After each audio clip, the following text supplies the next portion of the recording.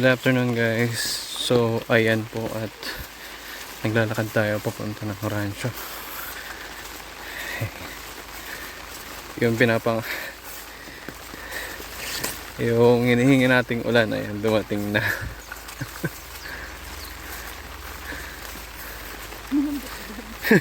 Alam ba agad? Sabi ni Tadon kanina, umulan na daw ng isang oras at kalahati. So, ayan, kaya dali-dali tayong bumili ng abono. Tapos, ayan, may oras pa naman. So, punta tayo dito. Ay, tayo nakakuha ng ano? Bukas na siguro? Gasolina. May laman pa yun? Okay. Ayun, pansin naman. Pero hindi pa siya sobrang yung daan. Hindi pa sobrang ano to, maputik, pero okay na yun. At least ganda naman. Sigurado malakas ang ulan dito kasi ganyan oh yung madudulas pa ako.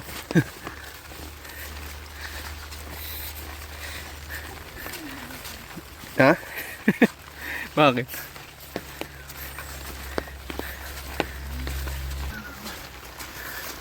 Nung nakaraang araw dito, tuyo na yun. Ngayon nagkaroon na. Karoon na ng bitak. Grabe yung pagka-bitak-bitak niya. Ngayon may tubig na. Yay! So, ayan guys, at sigurado may tubig na sa atin. Kasi dito may tubig na Sigurado doon. Daming tubig doon.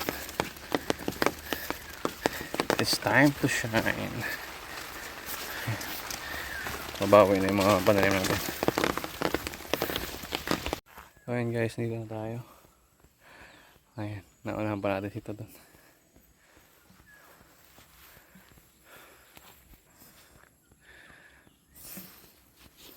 Kanina lunch time.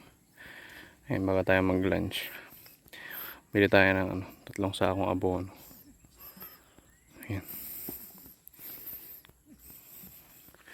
matakot yung anak. Ito wala sa taas.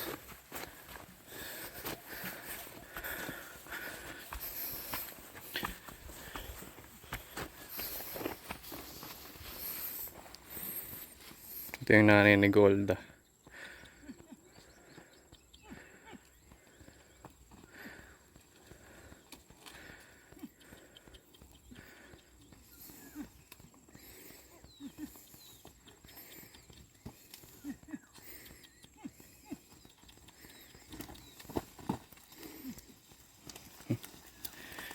Handle na yung bin natin guys.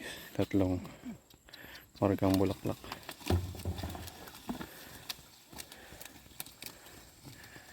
Ayan, pag may kasamang pag may nanganak ang kalabaw, ayan po laging kasama yung kanyang maliit. Ayan guys, akin na tayo sa may cabin at ayan, ay pahinga ng konti tapos abono na tayo.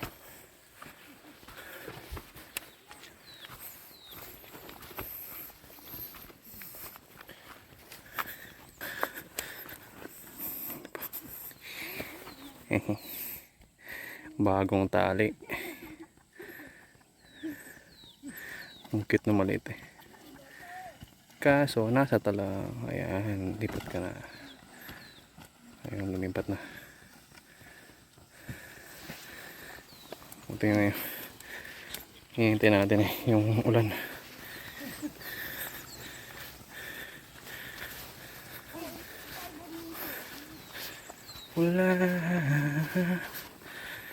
So ayan, gano'n tayo, abono tayo ng markang bulaklak dito sa talong na pati sa kalamansi natin. So ayan guys, dito na tayo sa taas. Ito yung abono natin. Ano siya, ammonium sulfate na 2100 plus 24. Amosol na markang bulaklak. 3 bulto. Yan, tama-tama yung stress yung kalamansi. Tapos biglang ulan. Kaso ayan, ilang buwan na naman to. Ito yung bago natin tanim. Dami agad na ano. Dami agad sa ilalim. Tapos ito, bago rin to.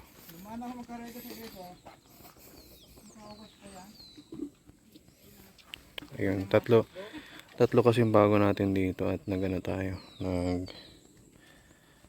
palit tayo yung mga namatay na first batch. Tapos yun nga, yung isa na yan, since wala pa naman tayo may papalit dito. Yan, maliit din to. Okay na muna yun dyan. So, bono tayo. So ayan guys, at nakaapat na layer na tayo dito. Ayan. Kaso doon na medyo madamo, hindi tayo ano pa dyan, linis. Try natin sa ano, weekend dala tayo ng grass cutter. Eto mga kaisambol din ako. So dito na tayo. Ayun guys, nasa ano pa lang naman tayo. Ito pa tayo sa may first 100, yung una nating first 100 natin galing sa Albay. So ayan, sumunod malalaki na yan, mga Batangas na yan. Ito muna. Ayan, umuulan pa naman umuulan pa ng pakonti-konti. So baka mamaya magano pa yan dito, tingnan nyo. Ayan, continue tayo abono. Ayan tayo, di tayo nakapagdala ng GoPro kaya we're using this cellphone camera lang. Ayan. Ito yung ating 2100 Amos Markham Bulaklak.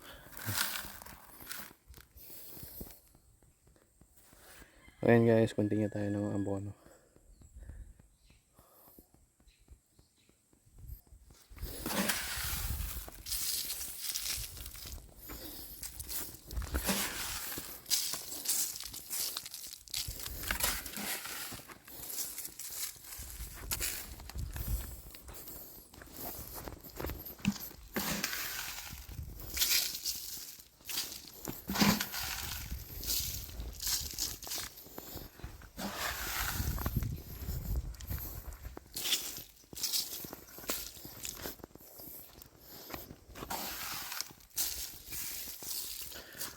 Ayan, maambo na naman. Ayan, tama-tama. Hello guys. So ayan po, continue pa rin ang pag-abono natin ng calamansi. So ayan guys, at paubos na yung ano, pangatlong ano na to, bulto. So nakaubos na tayo ng 100. Yan, dalawa na. Ito na lang. Last na to. Tapos pag hindi tayo nakaabot doon sa baba, eh ano pa naman tayo dito, may 17 kilos pa naman itong ano, itong triple 14. So yun na lang dadagdag natin. Di bali last time naman kasi nag-ano na tayo dito nung kainitan. Nag-abono tayo ng kaso urea yan bako man, hindi man siya ano, ammonium sulfate. Dun sa mga na-spray ng ano, ng herbicide nakara. So ngayon ito mga hindi pa na-spray at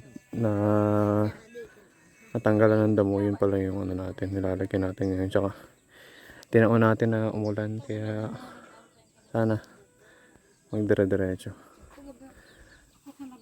So yan, continuous tayo guys. At wala tayong holder para magkabit ng video.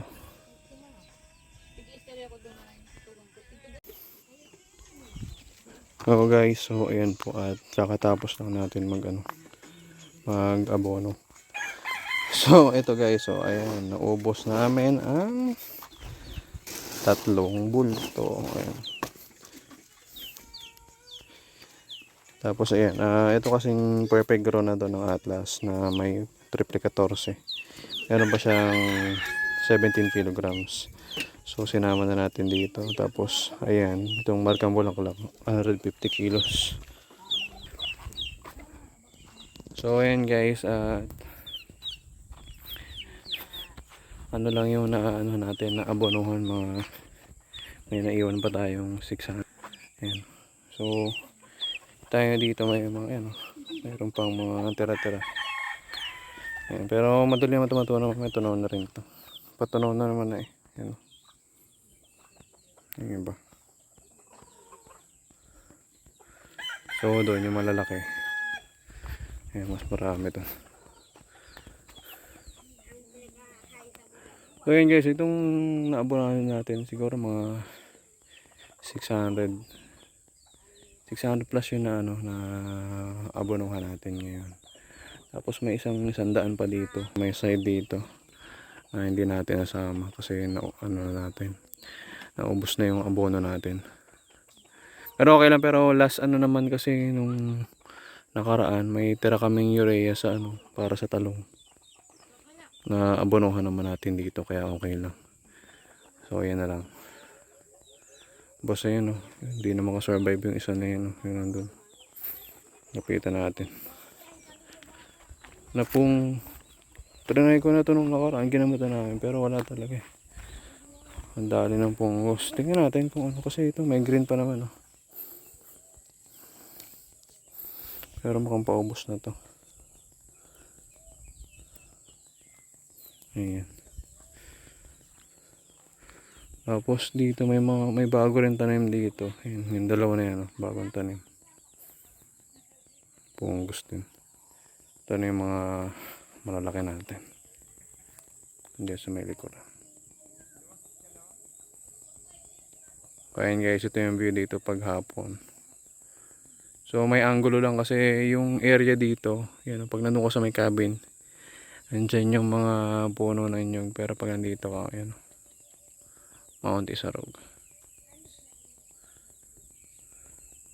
So tinuon natin ngayon kasi ayan, nag-ulan kanina mga isang oras mahigit, 1 hour and 30 minutes. Tapos nung yung papunta na kami dito, may ano pa, may umano pa siya, may pasigunda pa na ano, na ulan.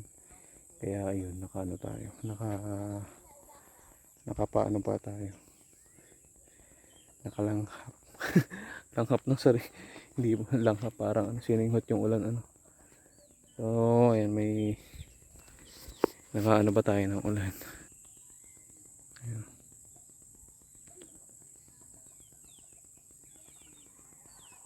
So hanggang doon yan guys, meron pa doon sa part doon sa baba.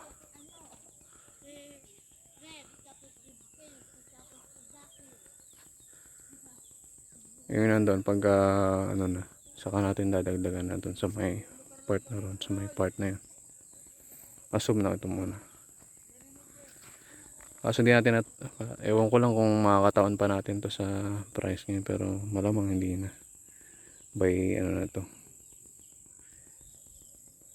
baka September na to. Ayan guys, thank you for watching. Hindi natin na ano yung pag natin kanina kasi umuulan, wala tayong dalang GoPro, cellphone lang. Pag-abono natin. Tapos naman natin pag-abono. At least worth it naman yung araw natin ngayon. Yung mga malalaki na abonohan natin ng tama. Tapos yung mga maliit, dinagdagan na rin natin. Tapos ito, sa baka Sunday na tayo mag-harvest ng talong dito. Kasi madami mga segunda. Hindi makakahabol yung iba.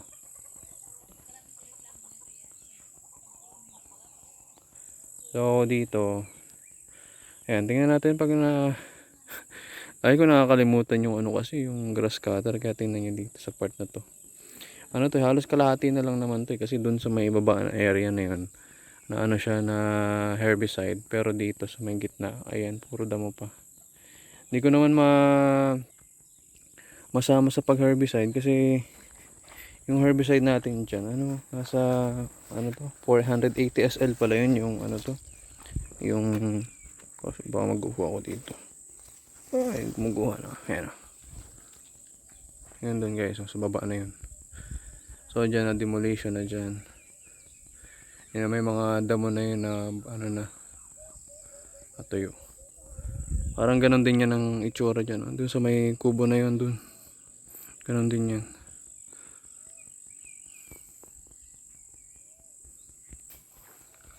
So ayan, mas maganda nga mag-grass cutter na lang kasi kawawa yung talong pagka yun ang ginamit natin. Hindi pa naman tayo nakaka-inquire sa ano, sa farm station kung meron nung ano, yung ano bang tawag dito. Ewan ko kung tama yung ano term, pero yung contactless na ano, na herbicide. Pero hindi ko lang sure kung gaano siya tatalab dito sa mga damo dito. Kasi minsan kasi ginagamitan natin yung 480 SL na yan na demolition, pero wala, grabe. Matapang talaga yung damo dito eh. Tapos dapat matapang ang timpla mo. Ito lang yung video natin for the day. At isa tapos tayo. So mag-ano na rin naman eh. 5:48 in the afternoon na. Tapos next naman natin, spray tayo ng, ano, ng foliar dito sa Calamansi. Pero next ano na, mga 1 week after natin ng ano, ng abono. Ngayon, maganda din. Maganda yung iba dito. Pero try natin, sama na natin to sa ano. Pagka mag-ano tayo, mag-spray ng ano to, dito sa talong, sama na natin dito. Sama na natin yung Calamansi kasi may mga ano, may dilaw-dilaw din. Ayun. May mga naabono natin.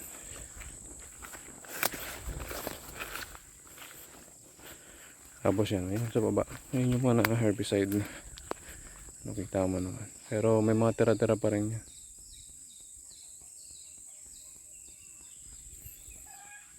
Ito nung wala ako. Ayun guys, hanggang dito na lang. Maraming salamat and thank you for our 55 subscriber. Ayan.